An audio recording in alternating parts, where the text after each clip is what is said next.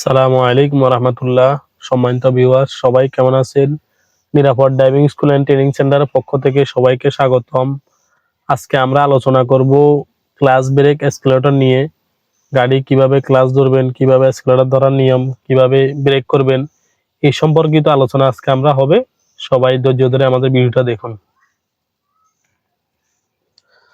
আজকে আমরা আলোচনা করব ক্লাস ব্রেক এসকেলেটর কিভাবে ধরবেন, কোন পায়ের কাজ কি। তাহলে আমরা এখানে নিচে জিনিস দেখতেছি তিনটা। ডান পায়ে যেটা আছে আমার, এটার নাম হচ্ছে এসকেলেটর। তাহলে ডান ঠ্যাঙের কাজ হচ্ছে দুইটা। এসকেলেটর ধরা হবে ডান ঠ্যাং দিয়ে, ব্রেক করবেন ডান ঠ্যাং দিয়ে।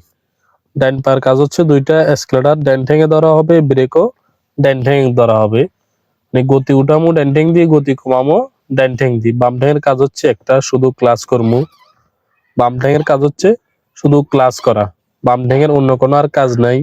তাহলে অনেকে জিজ্ঞেস করেন আমাদেরকে ক্লাস কতটুকু ধরা লাগবে। ক্লাস ধরার সময় ক্লাসের ধরার নিয়ম হচ্ছে ফুল, সবসময় ফুল ধরা হবে। ক্লাস কোনো সময় হাফ ধরা যাবে না। ধরার সময় ফুল, ছাড়ার সময় হাফ আসবে।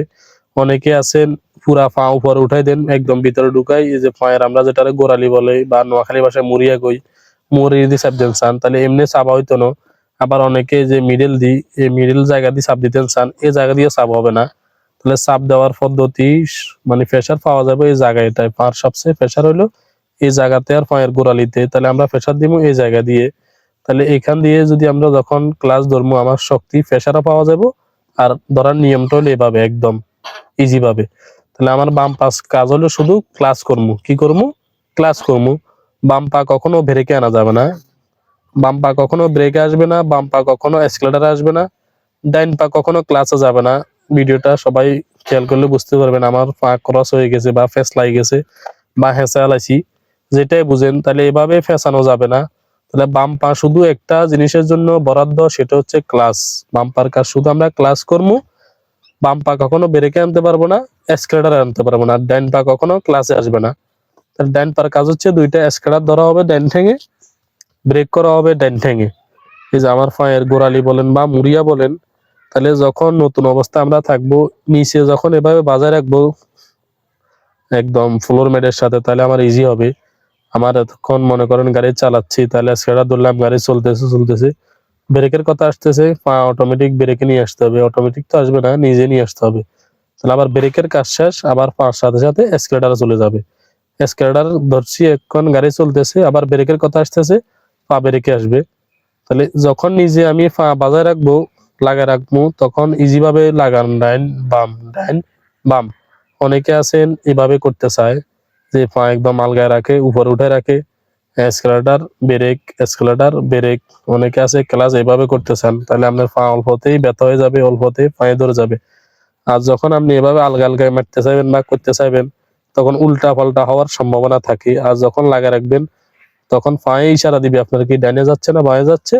পায়ে ইশারা দিয়ে বোঝা যাবে যে ডাইন বাম ডাইন বাম। আমাদের নেক্সট ভিডিওতে আসবো যে আমরা কিভাবে, তাহলে এসকেলেটার ধরলে গাড়ি চলবে, যত জোরে ধরবেন তত জোরে চলবে। ব্রেক করলে গাড়ি থামবে। তাহলে ব্রেকের প্রেসার যত জোরে দিবেন, ব্রেকটা তত জোরে হবে। আর ক্লাসের হিসাব হচ্ছে আপনি গিয়ার লাগাইতে হলে, ম্যানুয়াল গিয়ারের গাড়ি গিয়ার লাগাইতে হলে ক্লাস করতে হবে, গিয়ার কমাইতে হলে ক্লাস করতে হবে, ব্রেক করার ক্ষেত্রেও আগে ক্লাস করতে হবে। তাহলে ক্লাসের কাজ এখানে বেশি। আপনি গিয়ার লাগাবেন তখনও ক্লাস করবেন, গিয়ার কমাবেন তখনও ক্লাস করবেন, ব্রেক করলে আগে ক্লাস পরে ব্রেক। সেম এখন আমার গাড়ি চলতেছে, আমার এসকেলেটার ক্লাস ছেড়ে দেওয়া আছে, এসকেলেটার ধরছি, আর কোনো কাজ নাই, গাড়ি চলতেছে। তাহলে যখন আমার ব্রেকের কথা আসতেছে, সাথে সাথে ক্লাস ধরলে পা ব্রেকে চলে আসবে, এসকেলেটার ছেড়ে পা সাথে সাথে ব্রেকে চলে আসবে। ব্রেকের কাজ শেষ, তখন আমি ক্লাস ছেড়ে দিব, আবার পা এসকেলেটার চলে যাবে। এর ভিতরে যদি আমার গতি কমে থাকে তাহলে গিয়ারও কমাইতে হবে।